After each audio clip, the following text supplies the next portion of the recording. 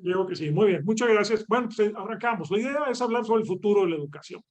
La educación superior está en proceso muy fuerte de cambio. Creo que es importante siempre entender cuáles son los procesos que generan esta transformación. Y dentro de ellos, algo que es muy importante son las microcredenciales y la forma de integrar valor, integrar incluso grados académicos a partir de colecciones de nano y microcredenciales. Una tendencia que es importante y quisiera centrar la presentación en algunos de los temas que lo acompañan. Y creo que al final de cuentas hay dos frases que me resuenan a la hora de ver este tema. Uno es que sin duda la mejor forma de predecir el futuro es crearlo. Y la segunda de William Gibson es que el futuro en muchos sentidos ya está aquí. Tenemos que ver cómo se manifiesta, cuáles son digamos, las fuerzas que detona desde el presente. En esta presentación quisiera básicamente hablar de 5 temas específicos. Centrarme en lo que es una de las principales fuentes de cambio, que es la cuarta revolución industrial.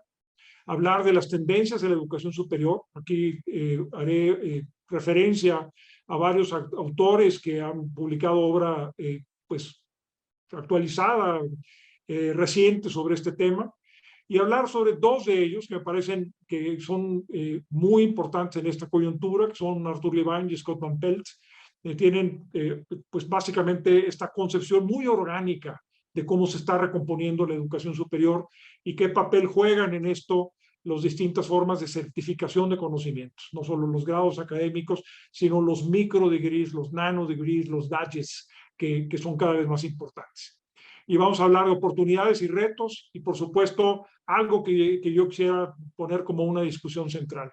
Mucho se habla de los LMS, los Learning Management System, los sistemas de gestión del aprendizaje, pero hay algo que es muy importante, que está emergiendo como un concepto que es integrador muy importante, que son los Personal Learning Networks, que son las redes de aprendizaje individualizadas. Entonces, básicamente, este es el contenido y si les parece, pues iniciamos.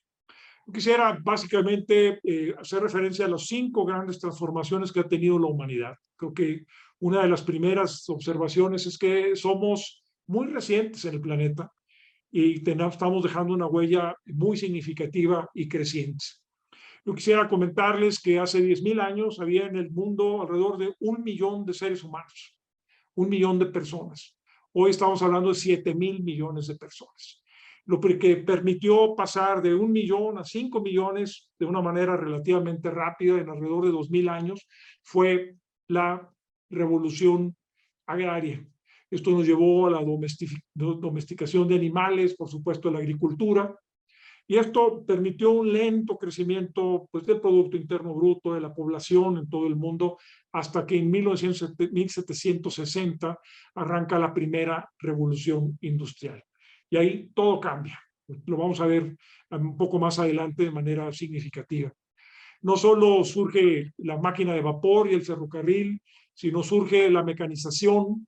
La energía muscular es reemplazada por la energía mecánica y se transforman una a una las distintas industrias que consumían una parte muy importante del tiempo de la humanidad. Pensemos la elaboración, la manufactura de ropa, de tela, como un ejemplo importante en esto. Ahí empieza el crecimiento importante de la población, crece alrededor de 200 veces. La segunda revolución industrial marca un hito. De hecho, en este momento es cuando se reinventan las universidades. Empieza el proceso de transformación de las grandes universidades, surge la universidad de investigación, pensemos en la gran universidad alemana, sin la cual no podemos pensar en pues, todo lo que sucedió, inclusive la Segunda Guerra Mundial. Y vemos en este caso la sustitución del vapor por la electricidad y el motor de combustión interna que permitió esta fuerza motriz ya reducirla en tamaño, miniaturizarla y aplicarla a un número importante. Surge la línea de montaje, que probablemente es el atributo más importante de esta primera revolución industrial. Entonces estamos hablando de la segunda, pero la centralización de la energía mecánica y la producción en masa a través de la línea de montaje. La tercera revolución industrial surge de 1960 hasta el año 2000. Es muy importante. Aquí surgen los semiconductores, las computadoras mainframe, las grandes computadoras, la computadora personal empieza también a emerger desde el 1970 y los 80, el Internet en los 90, y se da la revolución digital, la era del conocimiento inicia, y tenemos pues la globalización como un fenómeno importante a nivel humanidad. Se generan grandes mercados que permiten la gran producción en masa y da lugar a lo que estamos viviendo ahora.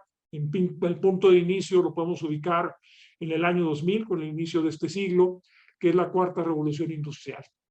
Ahí viene la omnipresencia del Internet móvil, viene por supuesto la miniaturización, todos los semiconductores y sensores pequeños, la inteligencia artificial como elementos fundamentales, el aprendizaje de las máquinas es fundamental, la inteligencia artificial y la creación de sistemas cibernéticos, que yo creo que es uno de los elementos más potentes con la interacción de los tres grandes dominios, el dominio físico, el digital y el biológico.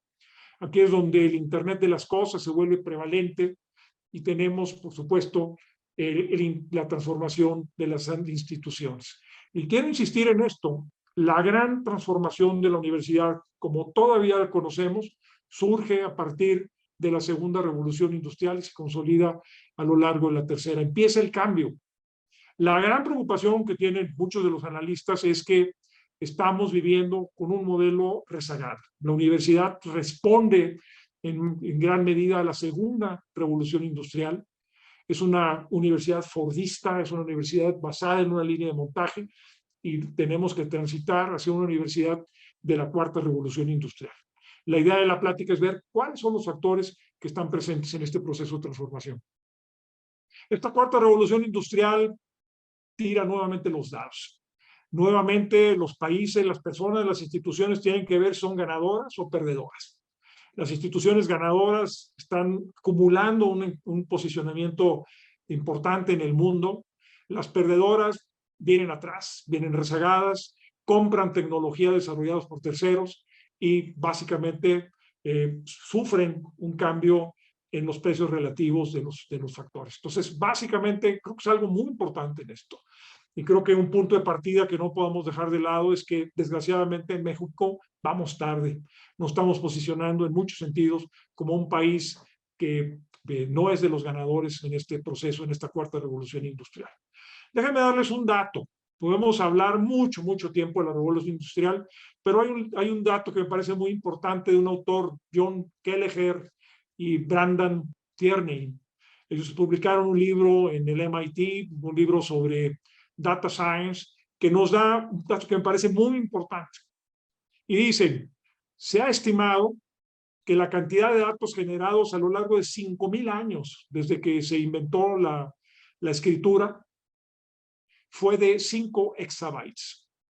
Entonces nos vamos que hasta, básicamente en 5 siglos, 5,000 años, perdón, 50 siglos, se generaron 5 exabytes, hasta el 2003. Pero a partir del 2013, esa cantidad de información se genera cada día. Entonces estamos hablando de una cantidad enorme. ¿Qué es un exabyte? Bueno, un exabyte es alrededor, piensen ustedes, como 100,000 colecciones de la biblioteca impresa del Congreso de Estados Unidos. Eso les da una idea de todo, del volumen que tenemos en este caso. Google, un dato que refleja recientemente, tiene aproximadamente entre 10 y 15 exabytes de datos. Si vemos, lo comparamos con algo un poquito más tangible, la arena que hay en el planeta, en playas y desiertos, es de 7,5 exabytes. Entonces, les da una idea de la enorme velocidad con que ha dado este proceso. Bueno, ¿esto qué implica? Esta cuarta revolución industrial y la cola de la tercera revolución industrial para la educación superior. Aquí les voy a resumir algunas de las cuestiones que creo que son tendencias importantes de esta cuarta revolución industrial. Uno es pasar del aprendizaje pasivo al aprendizaje activo. Esto es muy importante. Los jóvenes son activos. El aprendizaje adaptativo basado en aprendizaje de las máquinas, en machine learning, es cada vez más común. Esto ya es comercial, nos podemos ver en McGraw-Hill, en otras grandes editoriales. Esto es una realidad que ya está presente. La personalización y la trayectoria de la vida. No solo la ruta del estudiante a lo largo de la universidad, sino la personalización de esa trayectoria. Y es donde surge el concepto de que yo les hablaba, los PLNs, que me gustaría que tuviéramos siempre presente.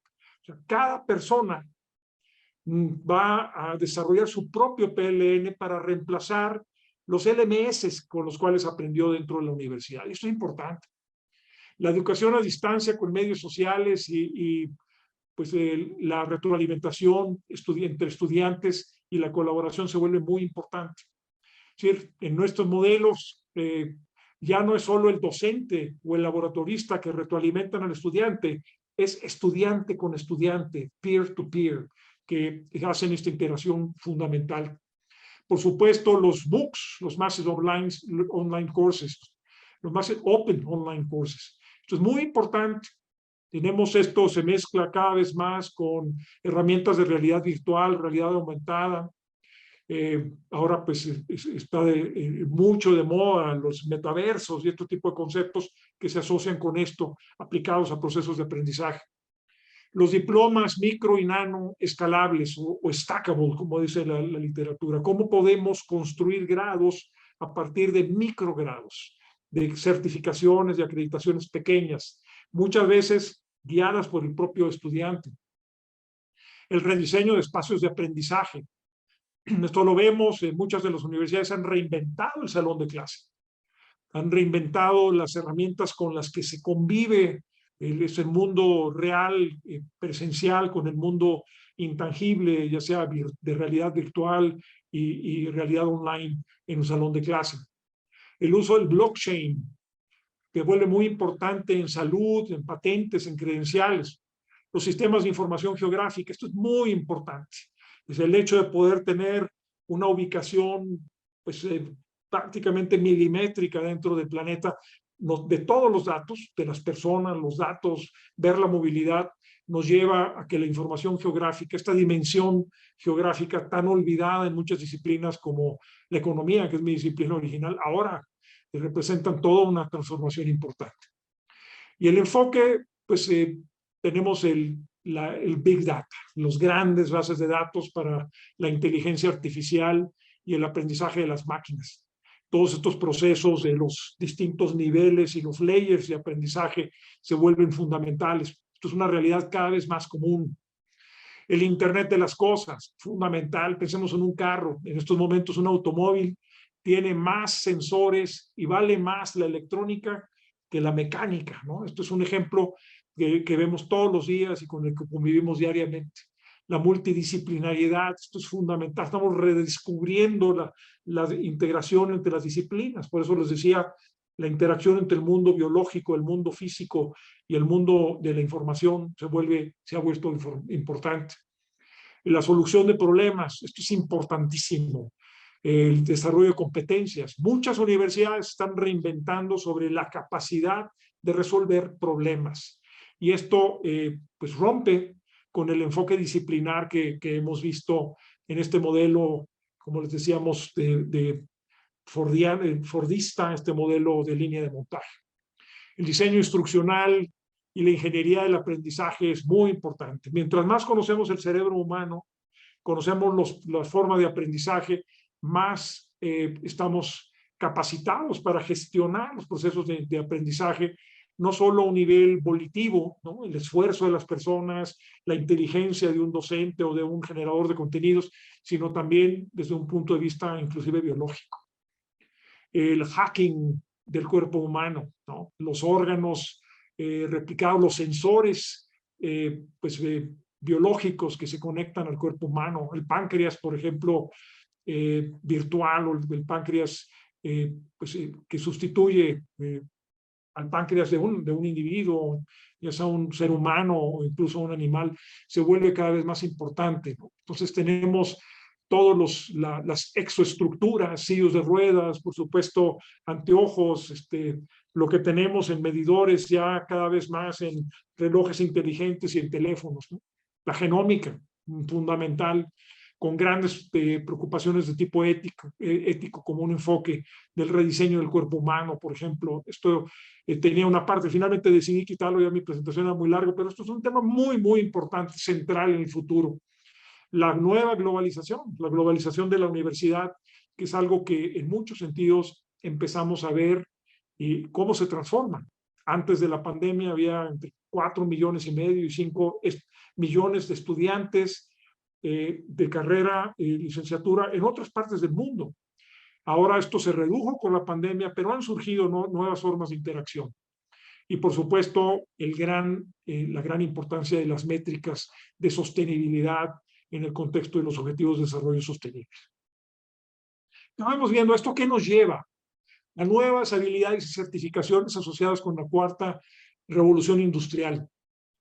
Hay un reporte que me parece importante, el reporte del World Economic Forum sobre el empleo, que nos plantea varias cosas. Y si hay habilidades del futuro y habilidades que se van quedando hacia atrás. ¿Cuáles son habilidades del futuro? Solución de problemas, pensamiento crítico, creatividad, flexibilidad cognitiva, esa transversalidad de la que hemos hablado.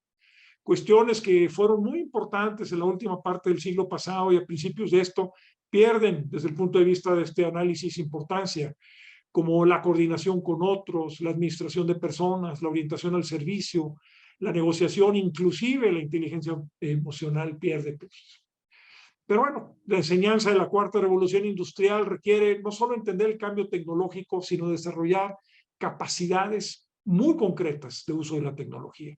Y esa es la clave, capacidades de uso de la tecnología. También se requiere un nuevo mindset, una nueva forma de enfocar el mundo que exige desarrollar competencias, el aprendizaje continuo, el aprendizaje para toda la vida, la flexibilidad y la adaptabilidad. La flexibilidad y la resiliencia son, en este sentido, fundamentales. Pero de aquí surgen varias visiones de la universidad. Una que está muy de boga actualmente con un líder muy carismático de la Universidad de Arizona, que es Michael Crow, es lo que le han llamado la quinta ola de las universidades. Las universidades de la cuarta ola son grandes universidades de investigación. Pensemos en Harvard, pensemos en MIT, pensemos en Stanford, pensemos en Caltech en Estados Unidos, Oxford, Cambridge, algunas de las universidades de China. Las universidades de la quinta ola, según Michael Crow, donde están Penn State, Purdue, Maryland, la propia Universidad de Arizona, se enfocan a cambio social, la construcción de un cambio social basado en el conocimiento, la innovación de frontera y la cultura de la inclusión. Es decir, el desarrollo de una nueva humanidad, una nueva forma de convivencia. Eso es un objetivo, una posible tendencia de grandes universidades de investigación. El impulso de la ciencia y la tecnología, Harvard, MIT, Stanford, la Universidad de Austin en Texas, ¿no? Por mencionar algunas de ellas. La orientación, el desarrollo de sostenibles es una tercera de Naciones Unidas, una tercera gran vía de solución. Cómo la universidad realmente toma en serio que nos estamos acabando el planeta, toma en serio que tenemos más de 3,000 millones de pobres, toma en serio que sigue habiendo hambre en el mundo.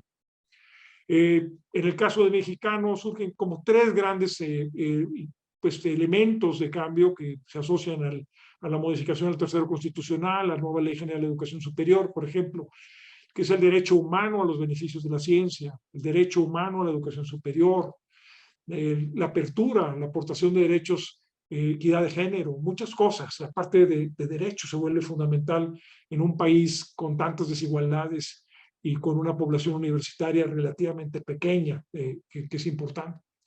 Pero hay otros elementos, la tecnología. Muchas instituciones buscan el desarrollo de competencias tecnológicas. Otras personas ven que la universidad va a terminar siendo vencida por los MOOCs y va a surgir de hecho ya hay muchos grados que ofrecen los MOOCs, muchos grados, posgrado e incluso licenciaturas completas. Bueno, algunos consideran que esto va a terminar sacando a muchas de las universidades en el mundo. Estados Unidos tiene más de 4,300 universidades, más o menos. Y ha habido en los últimos años un proceso de reducción de las universidades, de consolidación, integración y, por supuesto, de una reducción, una quiebra y un cierre significativo de universidades.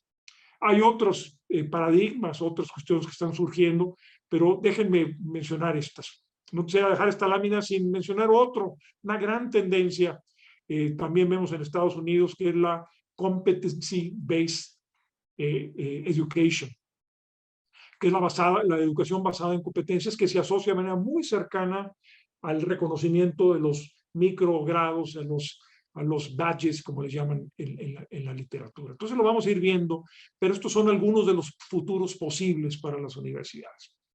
Y déjame entrar a dos autores que, la verdad, yo recomiendo mucho la lectura de este libro, de Levine y Van Pelt. Me voy relativamente rápido. ¿Qué es lo que nos dicen Levine y Van Pelt? Nos cuentan una historia dinámica. Dicen, sí, la universidad se ha vuelto importante. Recuerden ustedes, hace 200 años había escasamente docenas de universidades en Estados Unidos, menos de una docena de universidades en México. La educación superior en México es hija de la segunda revolución industrial. El modelo educativo es una línea de montaje y creo que la analogía es muy buena. ¿Por qué? Porque tiene una secuencia productiva. Un estudiante entra, resulta que su universidad ofrece 9 semestres. Bueno, ahí hay una línea fija. Se trabaja con lotes, igual que la producción en línea. Cada generación de ingenieros industriales, de economistas, de administradores, es un lote. Y este pasa por ciclos rígidos, que son los semestres, los cuatrimestres, y sigue con procesos también muy definidos, de troquelado, un curso, troquela, otro lima, en fin, pues tenemos procesos que se van hilvanando, procesos generales con procesos enfocados. Y bueno, todo ello está definido en plan de estudios.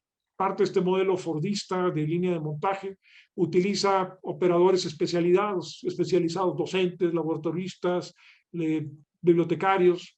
Se divide en microprocesos entregados a lo largo de plazos y horarios, que son las clases, que estos son, pues, cada clase se da en horarios y lugares fijos, y la evaluación de calidad es generalmente masiva y estandarizada. Este modelo, nos dicen Levine y Van Pelt, ha sido muy exitoso, pero es un modelo, como sucede muchas veces en estos procesos dinámicos, que generó su propio contrario. Básicamente, la cuarta revolución industrial ha dado la revolución del conocimiento, y el conocimiento ha ido cuestionando cada vez más, de manera más sólida, este proceso de línea de montaje que tiene la educación tradicional. Dentro del modelo han surgido muchos tipos de universidades, pero tienen en común estos aspectos. ¿Cómo se van a transformar? Y aquí viene el tema. Este logro de la gran universidad fue que surgieran Coursera, edX, que surgieran pues Amazon, que surgiera Microsoft, que surgieran las grandes operadoras electrónicas, que son cada día más competidores de las universidades. Entonces, básicamente ha generado estos nuevos educadores y estos nuevos definidores de contenidos, que son muy potentes. La universidad, de hecho, ha sido incapaz de seguir el paso y de las implicaciones de sus propios desarrollos tecnológicos. Y esto es un tema muy importante. Todos estos proveedores que aparecen aquí, bueno, Coursera, edX, Udacity, FutureLearn. En el mundo europeo, pues tenemos Open2Study, tenemos otras universidades en línea, ¿no? Algunos de ellos han surgido dentro de ellos. Ofrecen servicios más actuales, más rápidos en reaccionar, más vinculados. Si nosotros vemos estas instituciones, estos nuevos Coursera, edX, de manera autónoma y natural conviven con los grandes invocadores de la industria. Pensemos en un Microsoft, en un Amazon, un Google, como ella mencionaba, un IBM, un Oracle. Y al final de cuentas, no solo conviven con ellos, sino conviven con los grandes museos. Por ejemplo, hay 2 cursos que me llaman mucho la atención. 2 cursos, un curso de sistemas de Microsoft, ha tenido, en el momento en que se reportó este corte, más de 170,000 graduados. Todos ellos obtienen, estas terminaron el curso, obtuvieron alrededor del 55% obtuvieron su diploma, su certificado. De los que obtuvieron certificado, 75% reportan haber tenido incrementos importantes en sus remuneraciones y cambios significativos en el empleo que detengan. Entonces, el tipo de mundo que estamos viendo. Pero piensen ustedes en MoMA. MoMA es un gran museo. MoMA lanzó un curso que ha tenido alrededor de 150,000 inscritos. Es un curso que también ofrece un microdiploma, un certificado. Este certificado lo han obtenido igual, poco más del 50% del curso de programación. Y también, para mi sorpresa, la gran mayoría de las personas que toman ese curso han tenido aumentos también y mejoras en su posición laboral. Entonces, ¿qué significa? Hay una dinamización de estos resultados, estas nuevas organizaciones que han generado las propias universidades. Y aquí viene el paradigma. Esta también es importante. Quisiera mostrar algunos de los elementos básicos. ¿Cuál es el viejo modelo? El modelo de universidades tradicionales con el nuevo modelo de los proveedores alternativos, que como decíamos, uno de los escenarios es que los alternativos desbancan a la universidad. Y déjame ponerlo primero como una caricatura que creo que es muy gráfica. El modelo original, tradicional, enseña por si acaso. En inglés diríamos just in case. Yo te enseño cosas que te pueden servir a lo largo de tu vida profesional. Y te voy dotando de estas cosas a lo largo de un programa académico en línea de montaje, como ya decíamos. El nuevo modelo de proveedores alternativos no te enseña por si acaso te sirve en el futuro. Te enseña justo a tiempo.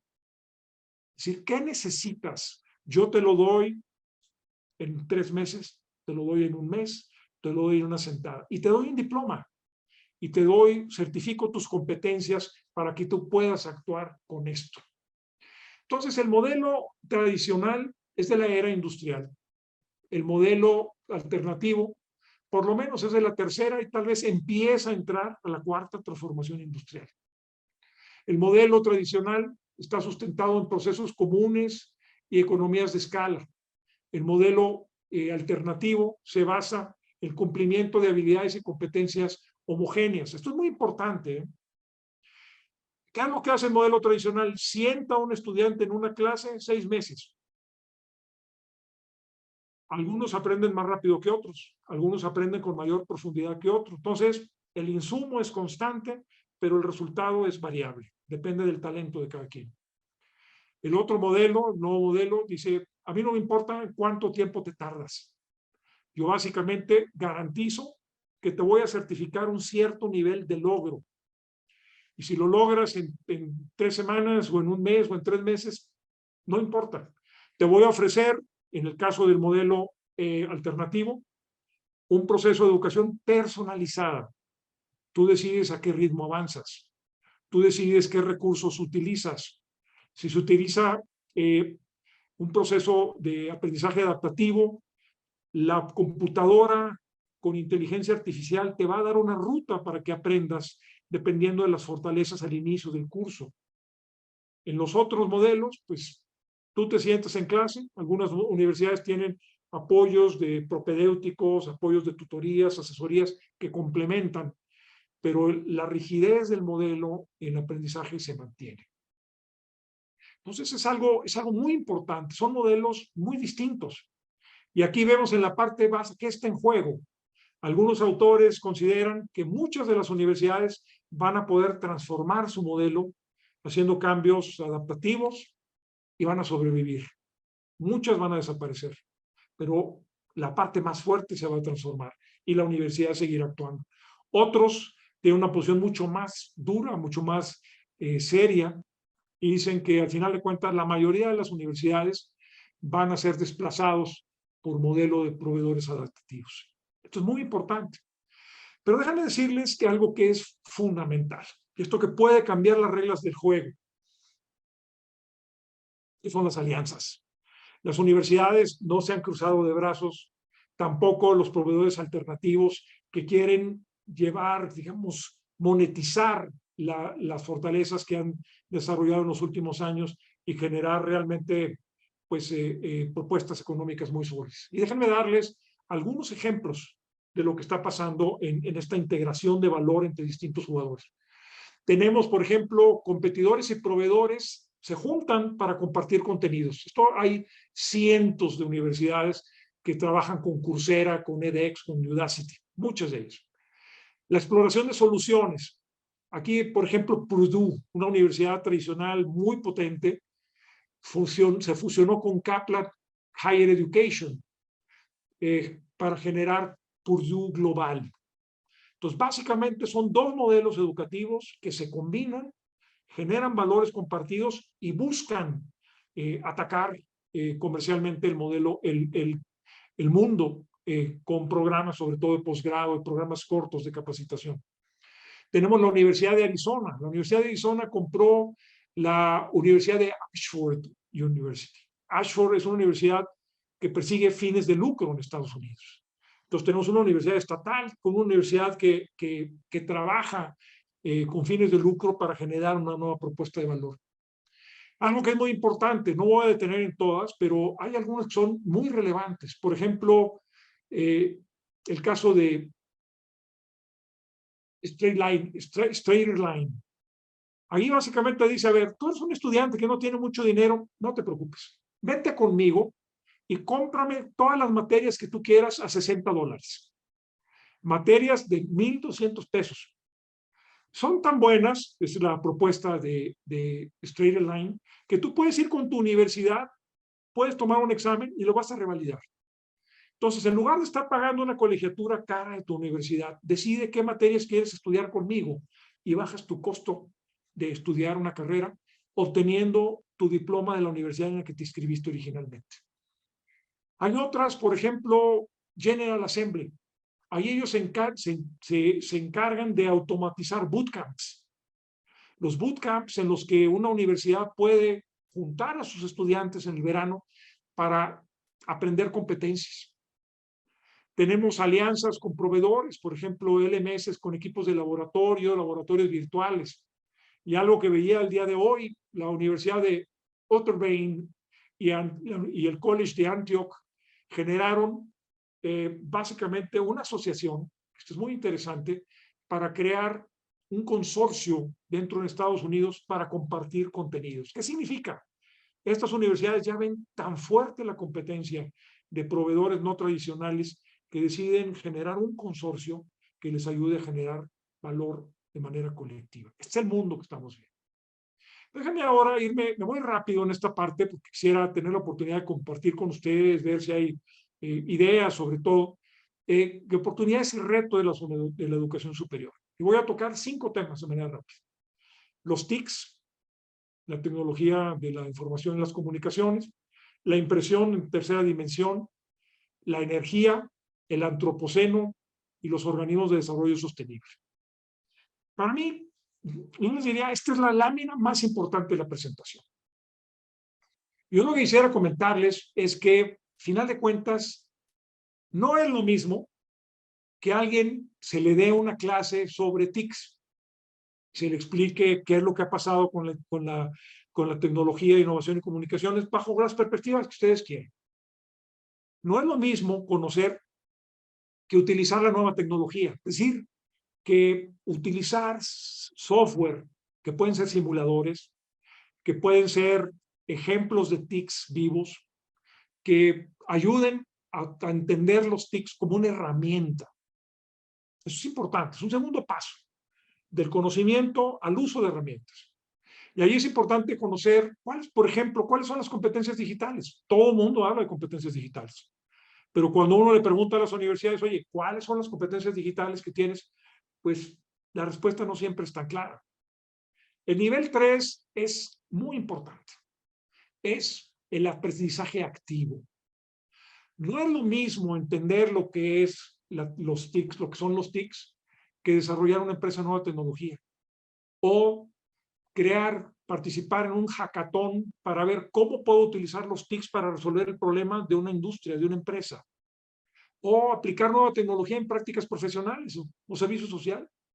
o incorporar estudiantes en consultoría de empresas guiadas por la universidad, o seleccionar 50 MOOCs que tienen pequeñas certificaciones en TICS, o crear bootcamps para capacitar a los estudiantes. Eso ya es aprendizaje activo. Entonces, a medida que pasamos del nivel 1 al nivel 2, hay mayor valor agregado en el saber hacer.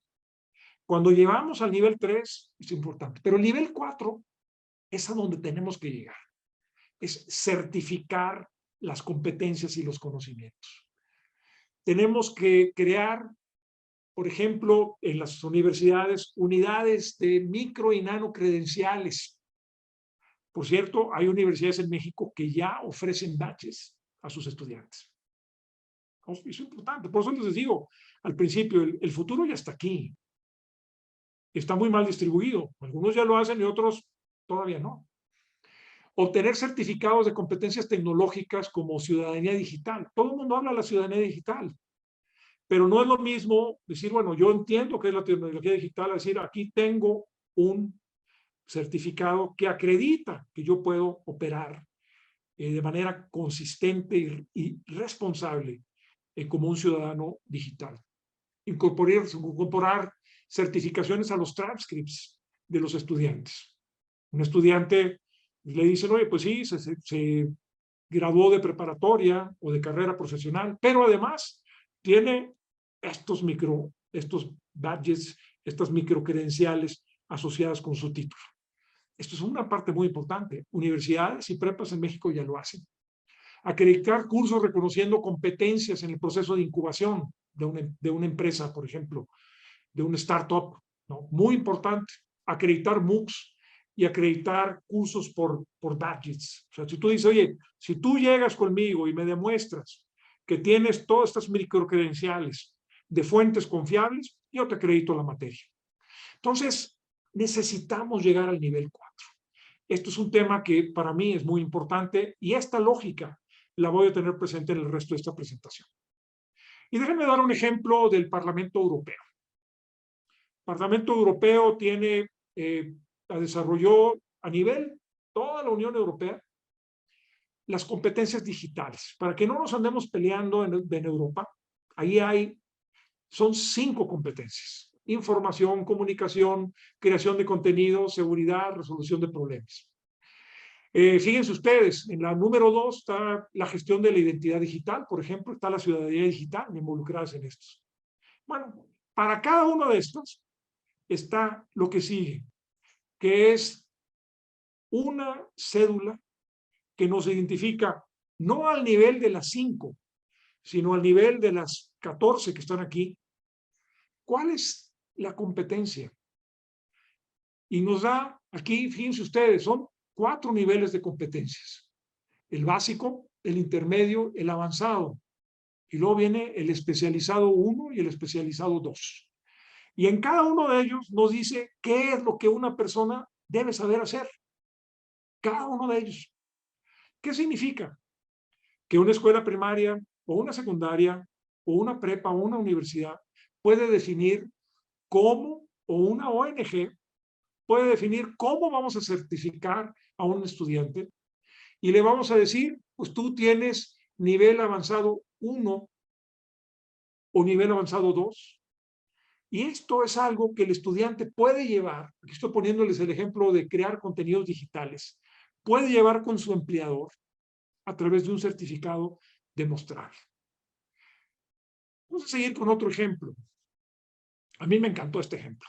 Esta es la impresión en 3 dimensiones. Esto tiene un impacto enorme en manufactura, en educación y en cadena de suministro. La gráfica que está en medio es un coral.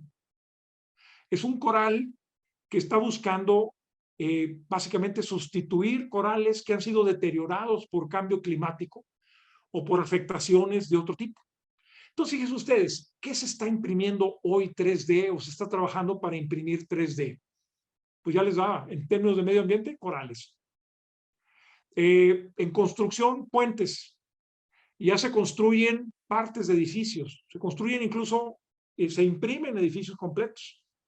En salud se imprimen órganos. Hace poco vieron ustedes una noticia de un lóbulo de oreja impreso con células madres y creadas a través de las células de la persona que necesitaba pues una nueva oreja, ¿no? Tráqueas, esternones, costillas, arterias, todo esto se puede imprimir ya. Partes, circuitos electrónicos impresos, pues cada vez más complejos, cada vez más pequeños, repuestos de maquinaria, motores de avión, repuestos automotrices. Y aquí es donde entra DHL y dice, oye, yo en el futuro, en lugar de transportar partes de maquinaria, las voy a imprimir in situ. Es más barato. Si tú me mandas las especificaciones, yo las imprimo y las entrego, ¿no? ¿Con qué se imprime hoy? Se imprime con plásticos, con fibra de carbón, con células madres, con tejidos, con titanio, con muchos elementos. ¿Por qué menciono esto como un elemento básico y una competencia básica? Bueno, esto me encantó. Hay varios autores que han trabajado por años en algo que es fundamental, nos interesa mucho también en México, que es el pensamiento crítico. Y sabemos que el pensamiento crítico es lo que permite forjar esa curiosidad para aprender toda la vida. Ese análisis sistemático de hechos, evidencias, observaciones, para que cada persona llegue a un juicio propio. Pero además el pensamiento crítico es colectivo, se enriquece de manera horizontal.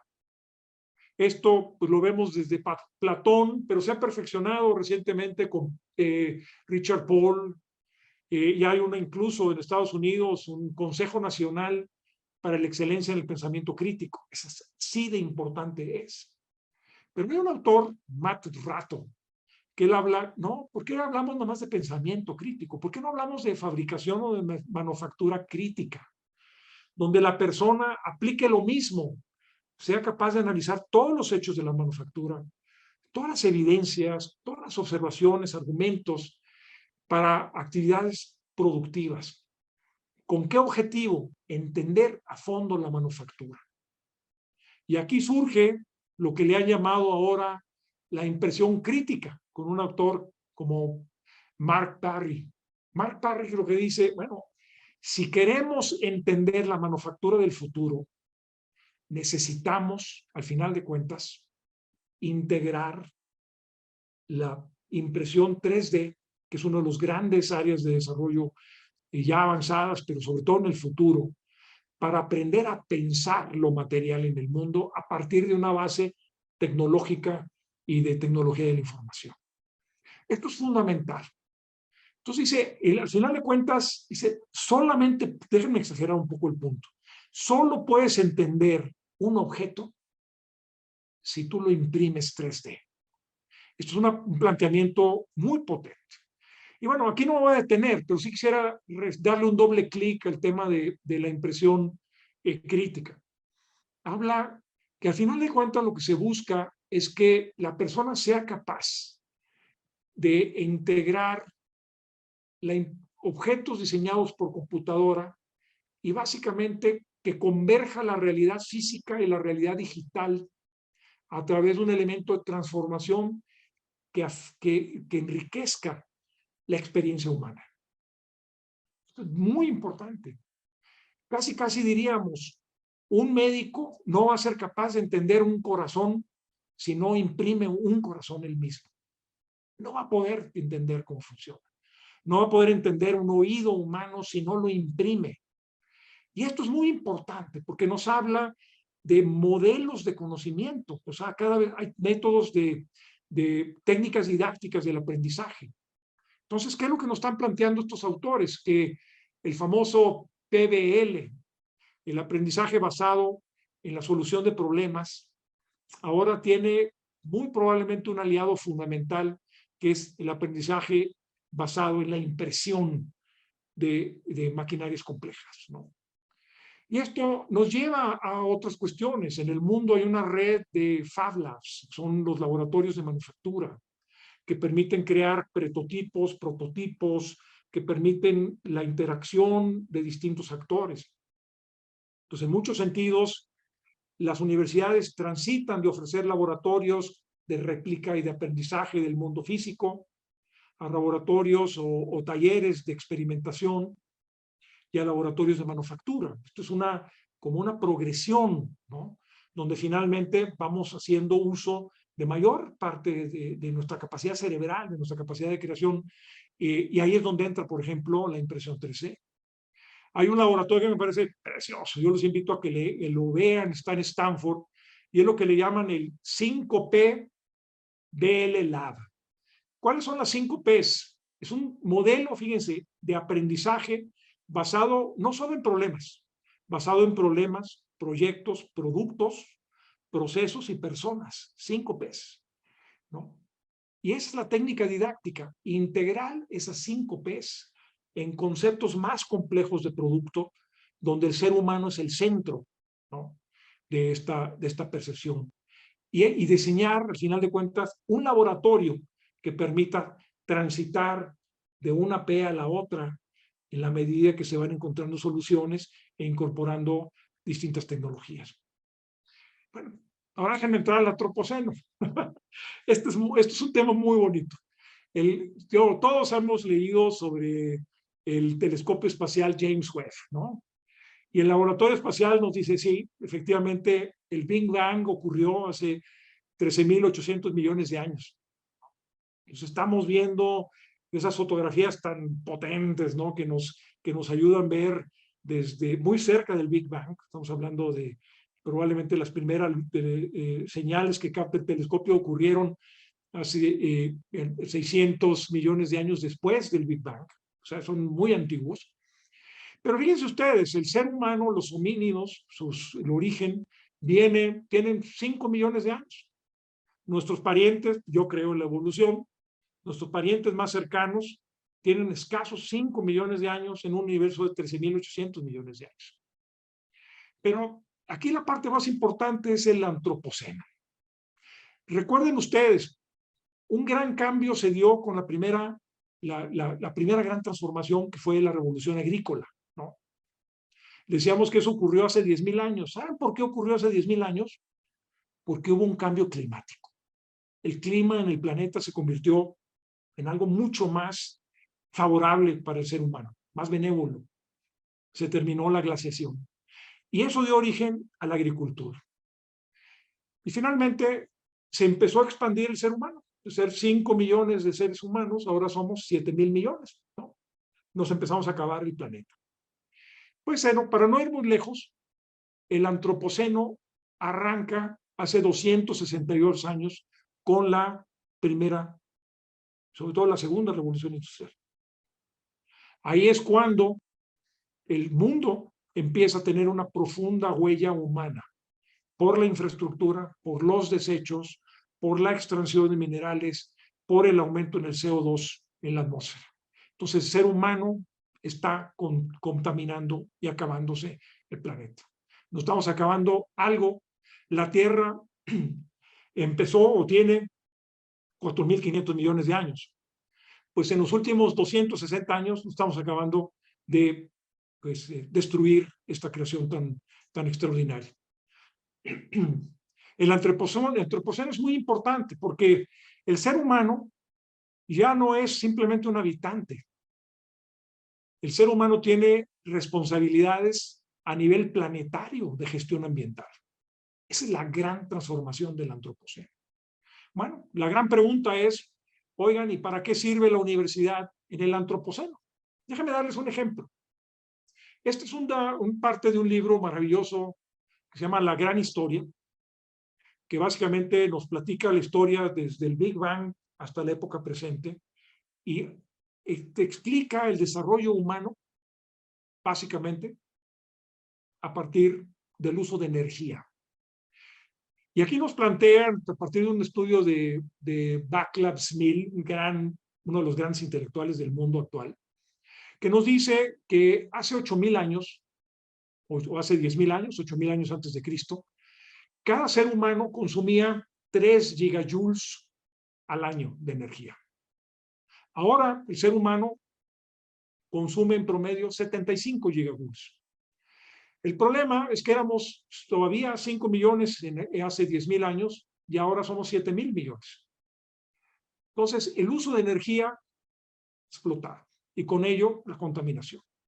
Pero fíjense ustedes que hay un dato que vale la pena verlo, hay una página de la Universidad de Oxford que nos reporta el consumo de energía y nos dice que hay en el mundo 22 países que tienen un consumo de energía menor al promedio que tenía el ser humano en 1800, que eran 23 gigajoules al año. Y tenemos al mismo tiempo 15 países que consumen 100 veces lo que se consumía en ese momento y 3 países que consumen 200 veces más. Entonces hay una distribución muy desigual de la energía. ¿Pero qué se puede hacer? Y regresamos a nuestra lámina. Bueno, igual, nivel 1, pues podemos conocer el nivel de consumo de energía, podemos saber qué tanto es carbón, qué tanto viene de biomateriales, qué tanto viene del petróleo, del gas, qué tanto es solar, etcétera. Podemos saber cómo se consume, cuál es la eficiencia en el uso de la energía. Estamos muy mal en eso, por cierto. En nivel 2, podemos ver los simuladores que hay en el mundo digital. Hay muchos gratuitos, extraordinarios, por cierto.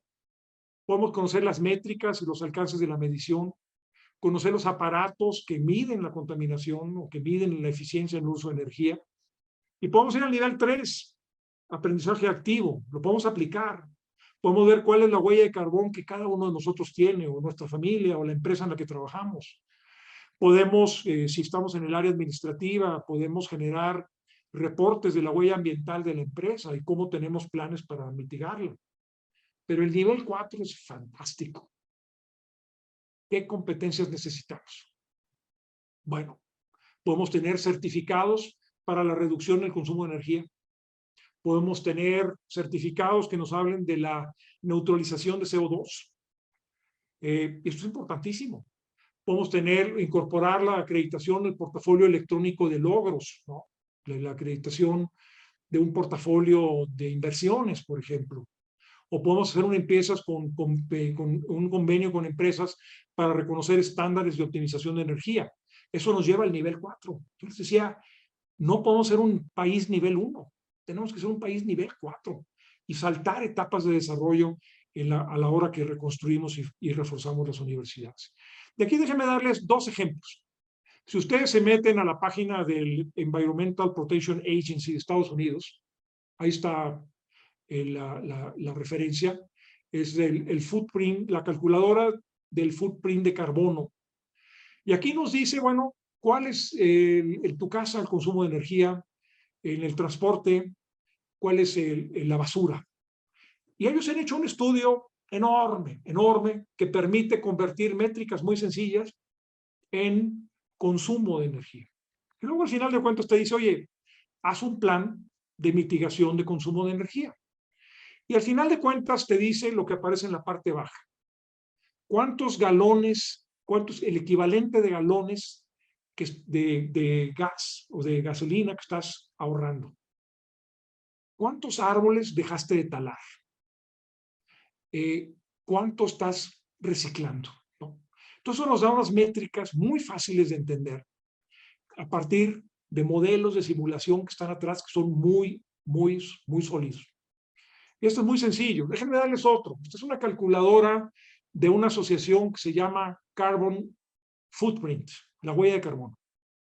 Y esto es una asociación internacional muy interesante, porque ahí esta asociación nos dice, y si ustedes ven, aquí hay muchas pestañas. Tenemos la pestaña de la vivienda, de los vuelos, el uso de automóvil, la pestaña de el autobús o el tren, de consumos secundarios y básicamente nos da los resultados. Les voy a dar un ejemplo muy sencillo.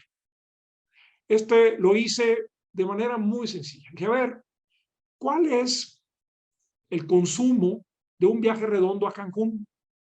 De la Ciudad de México a Cancún. Y ahí te dice Ciudad de México a Cancún. O sea, no tienes que inventarlo. Ahí está, en la página.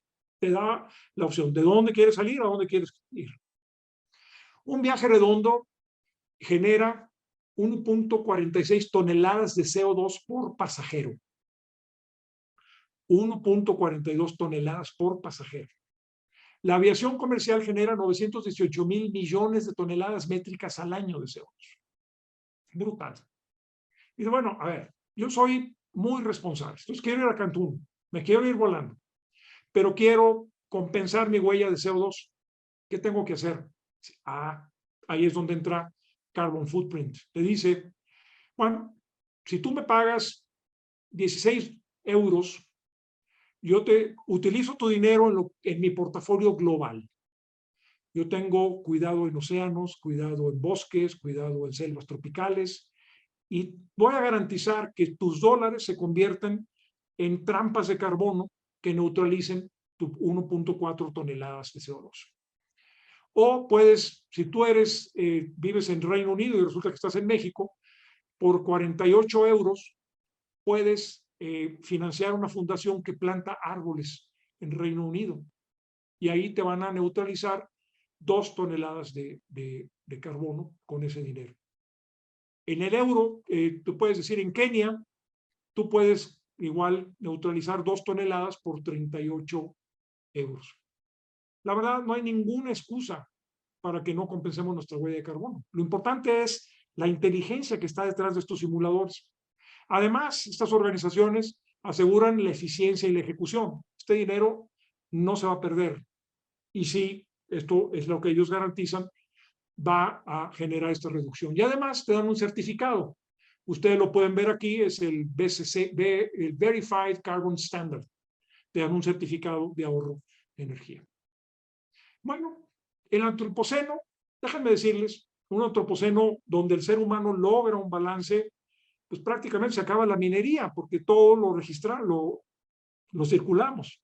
Prácticamente ya no nos interesa el crecimiento económico, nos interesa disfrutar la vida de otras formas. Pero bueno, no me detengo. Aquí la gran pregunta es, ¿cuáles son las competencias que tenemos que desarrollar los seres humanos y los profesionistas para que el mundo llegue a un antropoceno adecuado y no nos acabemos el mundo? Y eso es importante. ¿Cómo pasamos de las buenas intenciones del nivel 1 a las certificaciones y a la tecnología que se desarrolla en los niveles 2, 3 y a las certificaciones del mundo 4?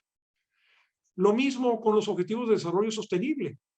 Queremos educación de calidad, queremos fin de la pobreza, queremos el consumo y el reciclaje responsable. Lo mismo, ¿qué competencias necesitamos desarrollar? Y aquí quisiera subrayar algo que es muy importante, colegas. Muchas de las competencias que necesita el mundo moderno para no acabar con el mundo, con el antropoceno, todavía no se han inventado. Las tenemos que inventar nosotros. Esta generación lo tiene que hacer. Bueno, y déjenme, esta es la última parte que quisiera platicar con ustedes, pero es muy importante. Yo les decía, hay dos soluciones complementarias para insertarnos en esta cuarta revolución industrial y la importancia que genera la gran multitud de contenidos que están ahora disponibles.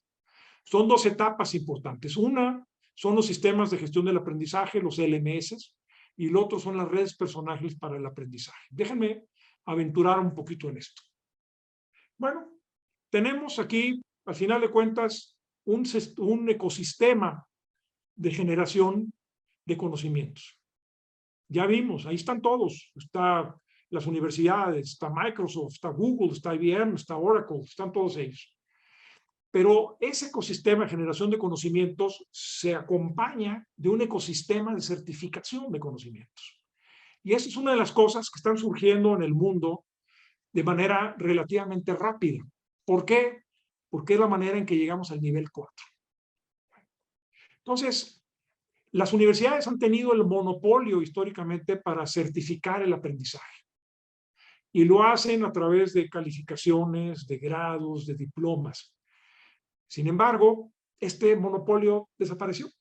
Ya le están certificando competencias muchas organizaciones. Un gran certificador de competencias es Coursera o edX, por mencionar solamente dos. Hay una competencia fiera entre las universidades y estas organizaciones a ver quién tiene la mayor credibilidad para certificar competencias. Este mundo es importante. Ya se metieron fundaciones, ya se metió el gobierno, ya se metieron organismos de la sociedad civil. Ese es un lado de la moneda. El otro lado de la moneda es que los millennials, y esto lo han declarado en muchas encuestas en distintas partes del mundo, valoran las microcredenciales. Sí, por supuesto, les interesan las licenciaturas, las maestrías, les interesan los grados enormes, los macrogrados, pero valoran mucho las microcredenciales. Y fíjense ustedes, hoy por hoy en Estados Unidos, 90% de las universidades ofrecen credenciales e insignias, ofrecen badges.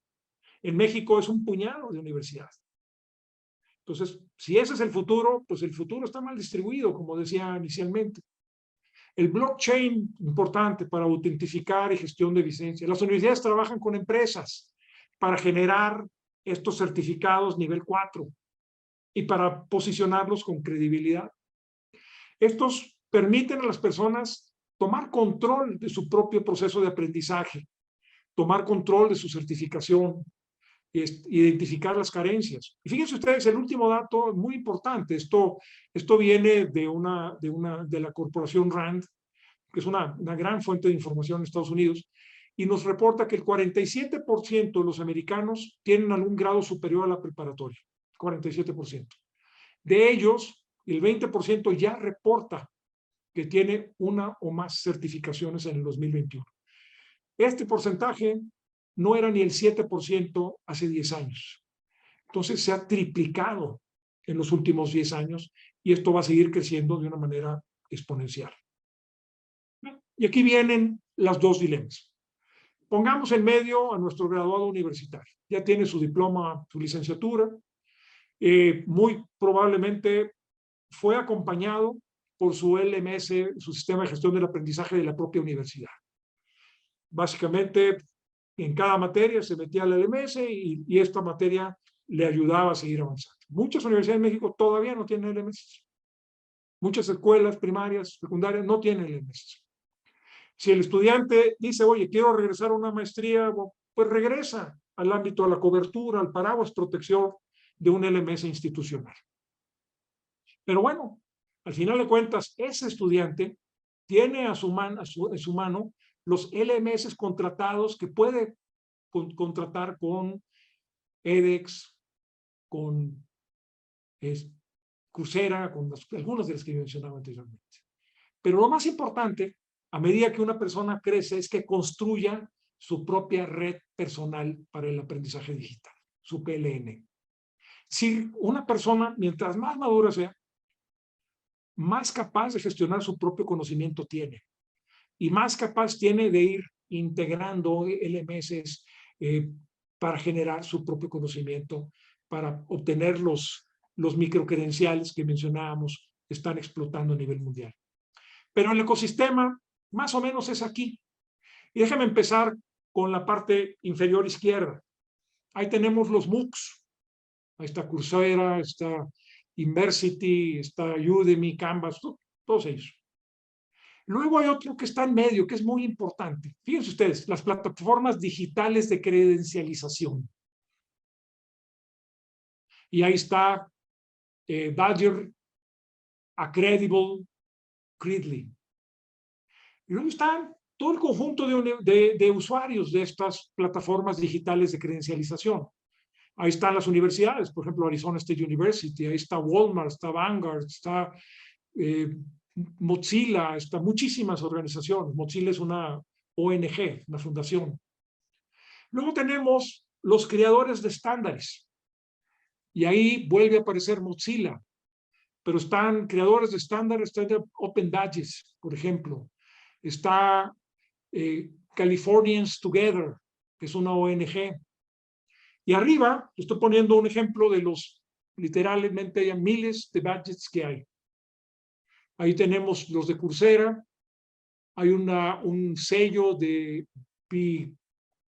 ¿cómo le llamaremos? Biliteralidad, o sea, que maneja 2 idiomas, de la Universidad de Missouri, prácticamente todos los estados en Estados Unidos lo tienen.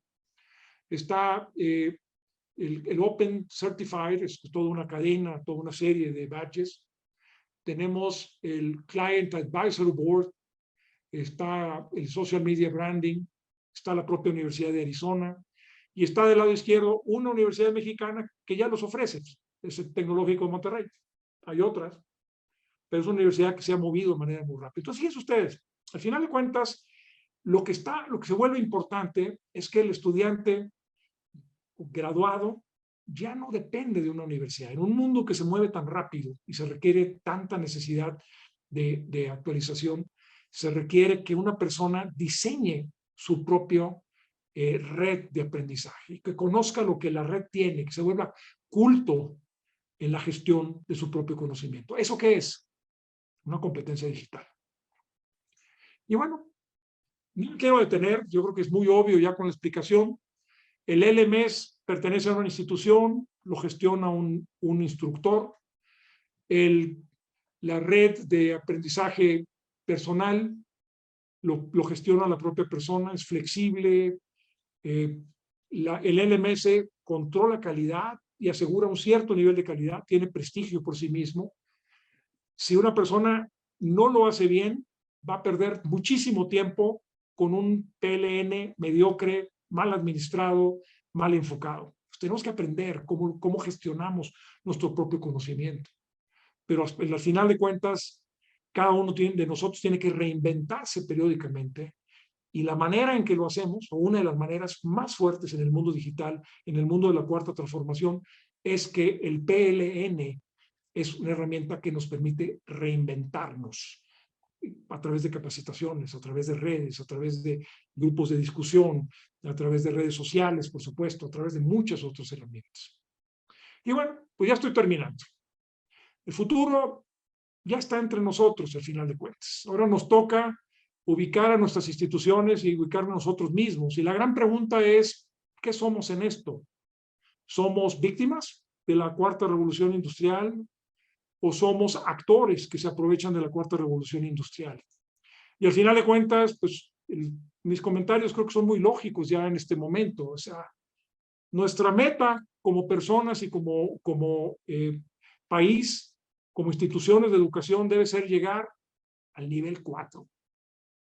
Eso implica generar una cultura y un conocimiento de los 3 elementos previos, que son los conocimientos, el instrumental de sistemas, procesos de la cuarta revolución industrial, el aprendizaje activo, que es fundamental para llegar al nivel 4.